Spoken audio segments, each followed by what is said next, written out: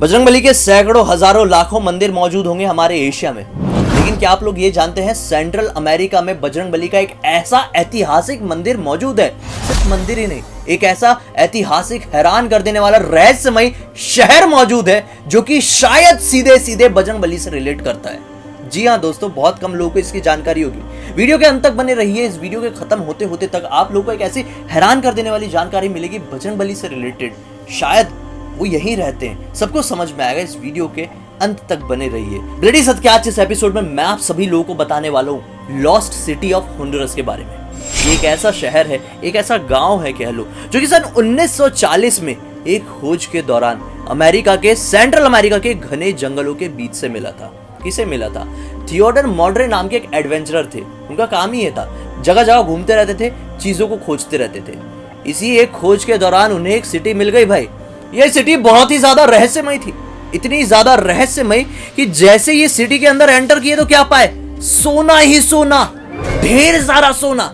वहां के लोगों को देखे तो ये और ज्यादा चौंक गए, क्योंकि वहां के लोग बेहद पिछड़े दिखाई दे रहे थे।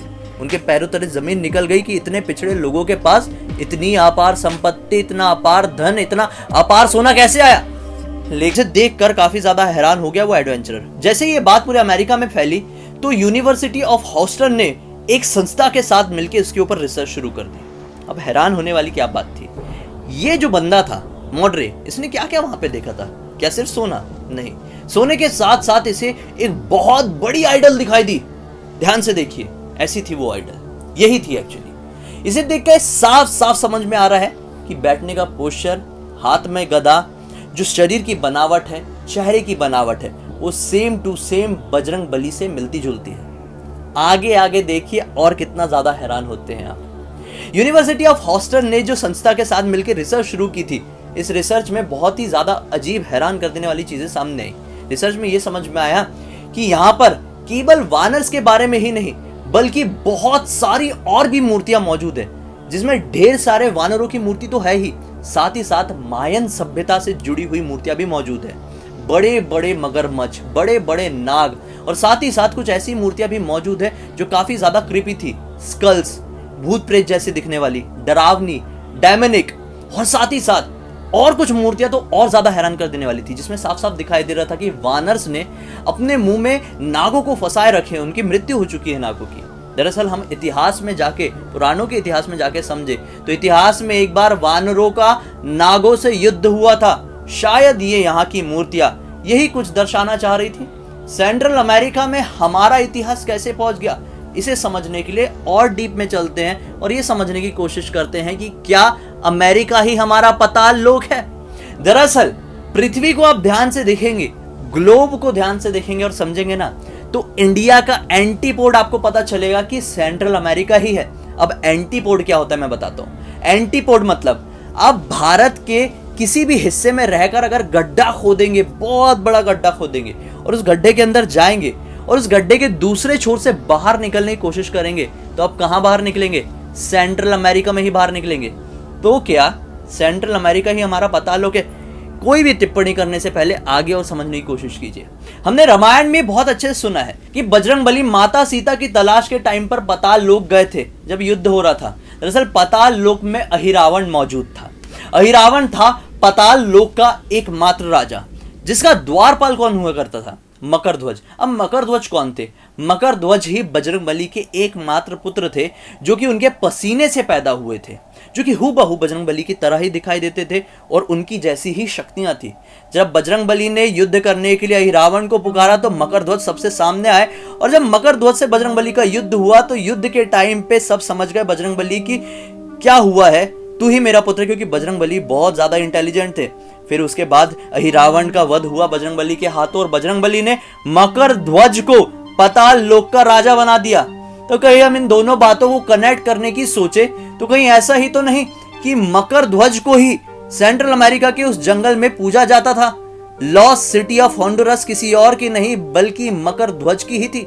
मकरध्वज ही वहां के राजा बने और समय बदला, सिचुएशंस बदली, और आज पाताल लोक नहीं, उसे अमेरिका के नाम से पूरी दुनिया जानती है।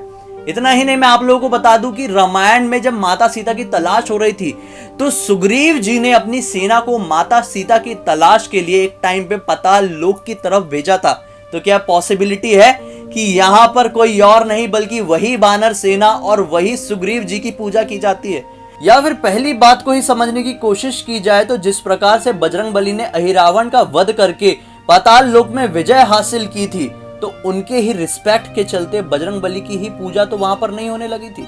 सोचने वाली बात है ना। अब चाहे वो मकर ध्वज हो, सुग्रीव जी हो और या फिर स्वयं बजरंगबली ही क्यों ना हो, सोचने वाला मुद्दा ये नहीं है, बल्कि सोचने वाला मुद्दा ये है कि आज से कईयों साल पहले जब वो जमाना हुआ करता था, केवल एक सभ्यता ही इस पूरी दुनिया में एग्जिस्ट करती थी।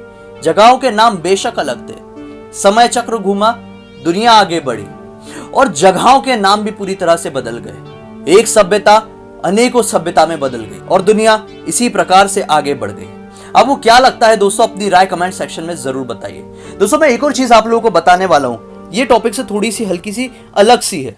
दरअसल जब राजा बलि का, दैत्यराज राजा बलि जो था, उसका पूरा शासन तीनों लोकों में हो गया था, तो भगवान विष्णु ने वामन रूप धर के उसके सामने प्रकट हुए थे और उसके सर पर अपना पैर रख दिए थे और बोले थे कि जहां जहां मैं पैर रखूंगा वो जगह मेरी हो जाएगी, देने को तैयार हो? तो राजा बलि ने हाँ कह दिए थे।